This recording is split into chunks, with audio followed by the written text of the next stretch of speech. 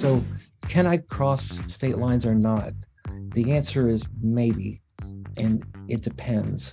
Just like every good mental health counselor will give you a depends question. Things are conditional. So I want to tell you about what the conditions are to help you kind of get a sense of it's not a black and white issue. So I want to help you through that. So why are states different? Let's go back to why are these different and why is it it is a mess. The laws are a mess. And I'm going to tell you why they're a mess. There's so many different laws in so many different states because of the 10th Amendment. 10th Amendment of the Constitution basically says the power is not delegated to the United States federal government, nor prohibited, are reserved for the states. So basically, if the federal government has not made a law, then the states can make a law, and they have a lot of laws. You'll find that when you're searching for the law, there are different states have different license boards that are named different things. They may not have a license board in the state for your profession. So if you're like an addictions therapist and you go to Kansas, they may not have an addictions license board. You might fall under a mental health board. I know in Kentucky, they have 5 boards. In California, they have 1 board for all the behavioral health professionals, and then another board for medical doctors and nurses.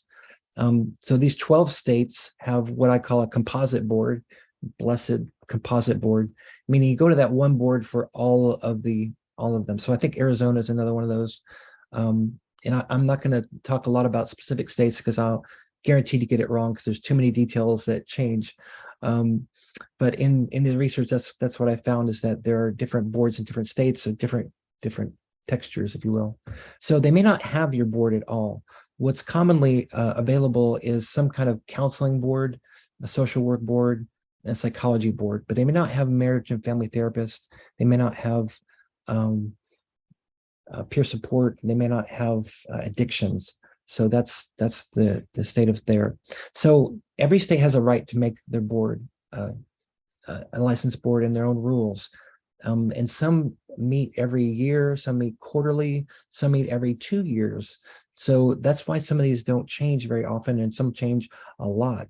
The licensure boards are made up of people like us that were just appointed by a peer or referred, and they got onto this board, and they may not be anybody special or even an expert in anything other than this, they have a license. So just know that the composite of the board is these are people that don't get paid anything for doing this, and they don't get paid, and they are just doing the best they can. So when you're upset at the board for any reason, I take the proactive approach of giving them information and giving them evidence for anything that I'm asking for, anything I'm talking about. When I first did a survey, I did a survey of all the states in 2014, 2015. I had explained to the license boards what I was looking for. And what I found was a little bit alarming. So I'm going to go a little bit into that. So when you're looking for information, you may look at something that looks really, really official. And what you come across is not the state license board, but the Medicaid office or the governor's office or the state health and human services. Each of these may have different requirements. And I know it's like, so you could have the license board say one thing, but the governor's office have a different policy. And sometimes they overlap and sometimes they don't overlap.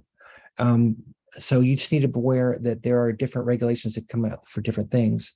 And then the Medicaid office will come out for something that's Medicaid specific. Now, most often that and the governor's board will coincide quite nicely. They may exist, they may not exist, but those are more about payment, how do we get paid? But that's not a law, but you've got to treat it like a law if you're going to get paid. So that's just the reality of that. So know that these things are out there. It's a mess. And again, I can help you if you want to give me your name and email address and what state, I can send it to you. I can go. So I would probably by Saturday. I don't know how many people gave me requests. So I would. So Jamie had a great question. Which one gets priority? And you mentioned federal and state. Well, fortunately, the federal is going to be more about privacy laws and HIPAA compliance. And that applies to every state. And I'll touch on HIPAA a little bit. So there shouldn't be a conflict between state and federal. Federal will trump state every time. That makes a lot of states mad, but they have to deal with it. But where I don't see major conflicts in the different departments of the state, it's more like they're worded crazily differently, and you got to kind of decipher what they mean by all that. That's where I see the kind of a mess. So it's kind of like spaghetti, and that's why we're having this webinar, to help you sort it out. So one of the key things that we need to talk about to know what to apply is jurisdiction. You might go, why are we even worried about this? I'm licensed in my state, so I can see people in my state, or I can see anybody I want because I'm located in my state, right? So if I'm in North Carolina and I have a North Carolina license, the jurisdiction is not North Carolina. The jurisdiction is, the definition of jurisdiction is basically where the laws apply. So where the laws apply, almost every state now is saying that the laws apply where the patient is located at the time of service, where the patient is located at the time of service. So that means that if you're in North Carolina and your client's in South Carolina, that South Carolina law would apply. And that's why we need to keep up with these laws. So how do we know that? So there's some procedures I'll go over with you a little bit of how I keep up with it. I think will help you out quite a bit. So you may need you basically need to create some procedures with your practice to be able to verify identity with your client and verify their location with them. So you can decide how strict you want to be about that. I usually ask people to show me their ID. I ask their location every time. So my routine when I get online with somebody is, the first thing I say is, good to see you. Because you don't want to ask how you doing, because they're in counseling, right? They're going to tell you, and if they don't tell you, that's disingenuous. So I usually say, good to see you. And that's a fake it till you make it statement. Sometimes I decide that it's good to see you. Good to see you. Where are you located today? So my second question is, where are you located? Because that's just my routine where I get that out of the way right the first volley. So but you have to have your routines that work for you. So, and I see some people putting in their name and address and which state. That's good. I will get back with you on where those laws are and what they are by Saturday for you. So I usually ask for some kind of ID. I take a screenshot of the ID and I put it in the electronic file. And that way I'm kind of covered for that. So this is a study I did in 2014. And what I did is I just looked at 3 boards at the time because it was a lot of data. And I contacted every single board at that time to find out, what are your laws in telemental health? And the gray had no law at all. That means no mention of telemental health or anything related. I actually had to do this study 3 times because the terminology we used kept changing. We had to go back and ask for like 3 or 4 terms to get the data right. So it took me a long time to do. The purple shows that 2 boards have a law or mention it at all.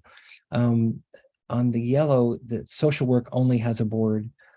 Psychology on the blue only had a board, and orange was counseling only had a mention of telemental health.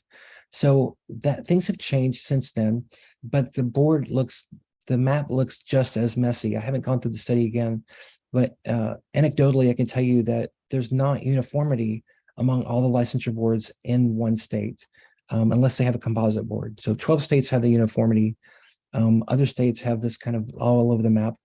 So if you have a counseling center in the state of, I don't know, Texas or Mississippi or something, and you're thinking, well, I looked up at the license for counseling, it should be the same for marriage and family therapist, or it should be the same for psychology or social work. That may not be the case unless it's a composite board. So the rules may be different in the professions for one state. And we'll talk about what some of those differences might be. Now, going back to getting caught, I forgot to mention this. Some people were thinking, I'll wing it or I'll get by. my warning to you guys is you spend a lot of money getting your license. And when you go to apply for a new panel, for an insurance panel, they're going to ask you, have you ever been reprimanded by a licensure board? And you're going to want to say no. You can't lie on that one. Or if you go apply to another licensure board, they're going to ask you, have you ever been reprimanded by another licensure board? What is occurring now is that most licensure boards have now adopted a policy that says, if you practice in another state, you must obey the laws of that jurisdiction. Meaning, if you are breaking the law of another state's counseling board, you're breaking your own licensure board rules. So that means the other state could complain to your board and say you're practicing without a license, and your board could reprimand you or take your license for deliberately not abiding by those laws. So that's a big ouch. That can also happen if you're practicing internationally and that country finds out that you're practicing without a license in their country, and that country could say, complain against your licensure board, who could also sanction you there. So those reprimands could be an investigation, which is not fun. It could be a formal warning. It could be a fine. It could be taking away your license. It could be requiring continuing ed and supervision. Whatever the penalty is, it's not good. It's not fun. It's expensive in terms of stress and money. So just think about that as you're thinking about, should I abide by these things or not? As you're going through this webinar with me, I would hope that you would just take some notes on what you're going to do. What are your action steps? Because it could be a lot of information come at you, and it's good to just make sure action steps. So the first one I would think would be, identify what is the law in my state where I want to practice, and what's the law where I am now about telemental health. Get on a newsletter, sign up for whatever newsletter notification in those. Find out, is there reciprocity in the state where you want to go, or is there a state compact? And we'll come back to compacts in a minute, where that's easy, or do they have COVID laws that permit that without a license? Now the COVID laws, I call them COVID laws. The laws that came out about COVID, for instance, Minnesota, I love Minnesota. I'm doing a lot of work right now in Minnesota. They're basically saying, if you have a license in another state, come on in, we need counselors. So Minnesota is basically an open state. And I love it when I get frozen with I gotta make a funny face to do that. That would be more fun. Yes, I tell jokes to entertain myself, and if you play along, you'll have fun too, I think. So we're trying to make a dry subject a little bit less dry. Okay, so on your thank you for that. So the laws are a mess, and they're gonna be a mess for a while. And if you're banking on the state compacts, I would say don't bank on them very hard.